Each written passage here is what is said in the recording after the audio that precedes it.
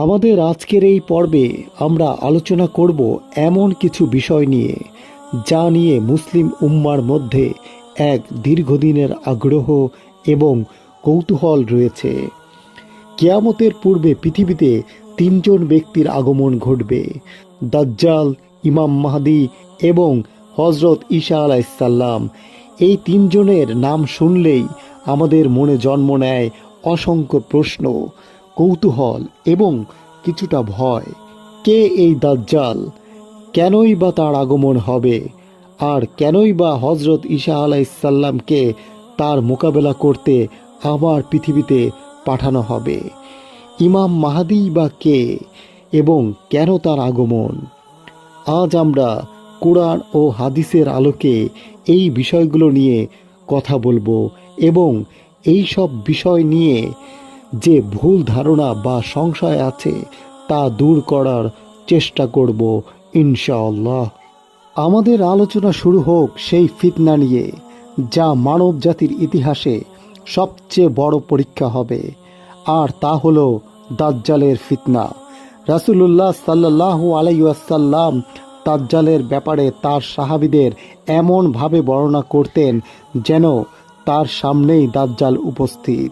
দাজ্জাল হবে এক চোখ কানা, মোটা শরীরের যুবক, যার কপালে আরবি অক্ষরে লেখা থাকবে কাফির শব্দটি।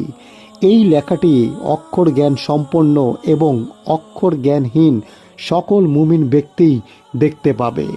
সে নিজেকে খোদা বলে দাবি করবে এবং মানুষকে পরীক্ষা করার জন্য তার হাতে থাকবে অলৌকিক ক্ষমতা। সে মৃতকে জীবিত করতে পারবে, আকাশ থেকে বৃষ্টি নামাতে পারবে এবং যে কোনো সম্পদ তার ইচ্ছেমতো দিতে পারবে।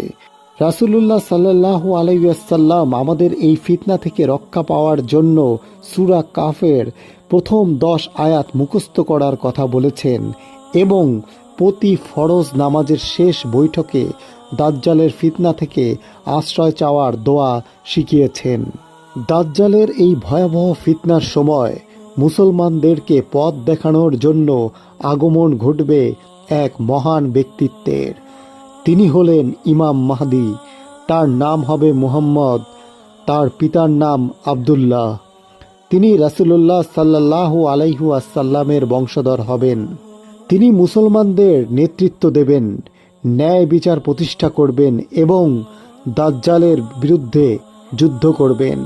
তিনি পৃথিবীতে 7 বা 8 বছর রাজত্ব করবেন এবং সেই সময় মুসলিম উম্মাহ এক শান্তি ও সমৃদ্ধির যুগে প্রবেশ করবে।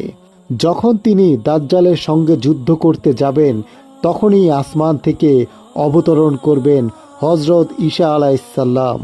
একদিন ইমাম মাহদী দামেস্কের মসজিদে ফজরের সালাতের সময় ঈসা আলাইসাল্লামের সাথে সাক্ষাৎ করবেন। প্রথমে তিনি ঈসা আলাইসাল্লামকে সালাতের ইমামতি করার অনুরোধ জানাবেন, কিন্তু তিনি তা প্রত্যাখ্যান করলে স্বয়ং ইমাম মাহদী ইমামতি করবেন। ঈসা আলাইসাল্লাম ইমাম মাহদীর পেছনে মুক্তাদি হিসেবে সালাত আদায় করবেন।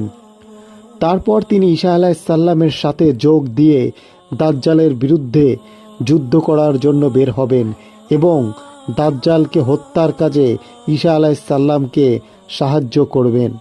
বায়তুল মুকাদ্দাসের কাছে লুদ নামক স্থানে হজরত ঈসা আলাইসাল্লাম দাজ্জালকে হত্যা করবেন। এরপর পৃথিবীর বুকে সত্যের শাসন প্রতিষ্ঠা হবে, শান্তি ও ন্যায় বিচার প্রতিষ্ঠিত হবে। এই তিনজন ব্যক্তির আগমন এক কঠিন সময়ের ইঙ্গিত দেয়, কিন্তু একই সঙ্গে এটি সত্য ও মিথ্যার চূড়ান্ত লড়াই এবং সত্যের অনিবার্য বিজয়েরও প্রমাণ। কিয়ামতের পূর্বে এই ঘটনাগুলো আমাদের জন্য একটি বড় সতর্কবাণী। এগুলো থেকে আমাদের শিক্ষা নেওয়া উচিত, নিজেদের ঈমানকে আরও মজবুত করা উচিত এবং আল্লাহর কাছে সবসময় দোয়া করা উচিত যাতে আমরা দাজ্জালের ফিতনা থেকে সুরক্ষিত থাকতে পারি।